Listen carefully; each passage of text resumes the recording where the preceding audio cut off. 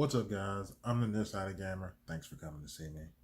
I've been playing video games for a long time, so I have quite a few memories, and I wanted to share some of them with you guys. This time, I'm going to talk about something that's like really close to my heart. I know I said so with the last one, but you'll understand what I mean whenever you hear this story. All right. When I was a kid, I lived with my mom and my stepdad, and they knew I liked video games. And so this is back whenever we would rent games, from the video store. And there was this video store named Grab All Video, and it was on my stepdad's way to work. In between it, he would pass it going back and forth from work. And one day, when he came home from work, he came into our room. He's like, "I got you something." I'm like, "Okay," and he handed me a video game, and he had rented me a game from Grab Out Video. Now, a little backstory: Grab Out Video was not really known for its, selection of video games. They had a really wide selection of movies, and they had some, questionable movies in a certain room that kids weren't allowed to go into, which is what mainly got it. It was known for people to rent from. But it had regular movies too, and a good selection. And they had some video games. They had like a decent section, but it was very small. You'd be able to find something if you looked hard enough.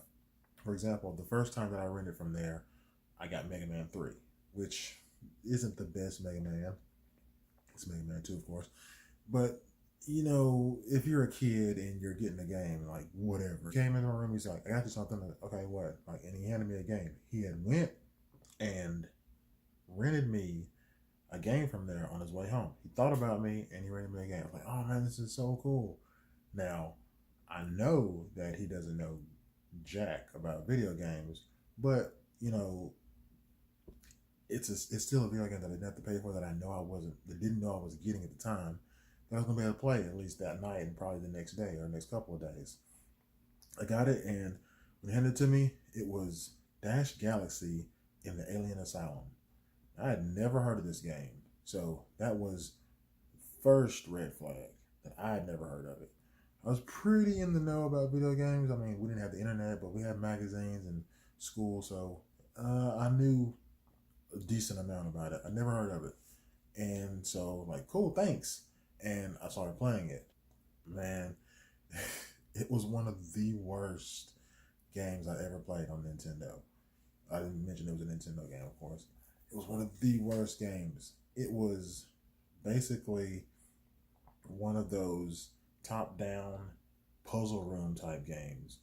Think The Adventure of Lolo, that type. But you could go in separate rooms, and then you would have levels that were side-scrolling platforming levels, which cool, but the gameplay was horrible. Like, the controls were terrible. You would jump back and forth on these platforms or just jump normally. The animations were bad. The game didn't look too good, even for Nintendo standards. I was like, oh man. And I don't know, I do, yeah. I think he actually waited for me to start playing. And so I went and I started playing, and I was like, ooh.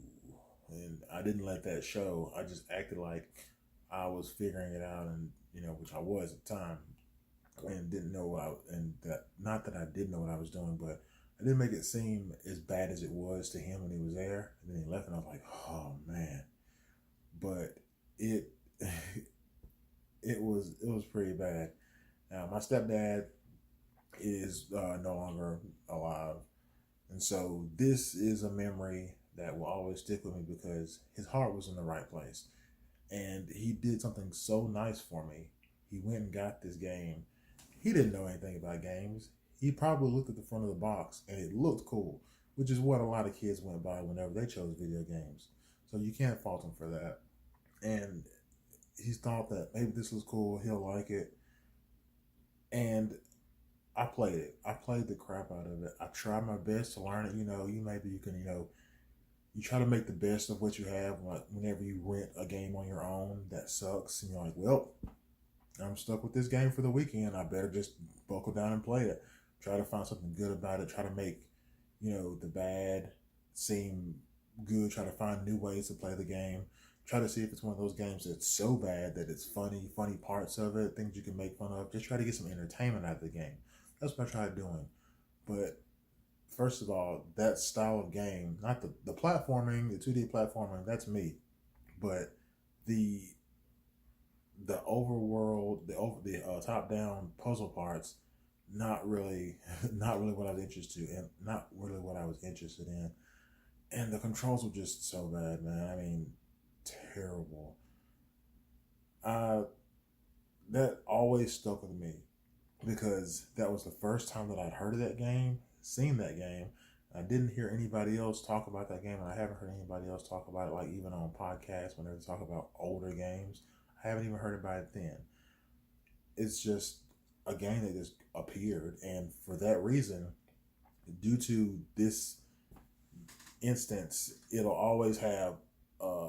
always be have a special place for me because of how it came into my life. Not that it's a good game, but just because of how it came into my life. That my stepdad, who isn't with us anymore, went through the trouble of doing that for me. Not knowing anything about video games, but he knew I liked them, so he was trying to help me out. And that's that's really cool.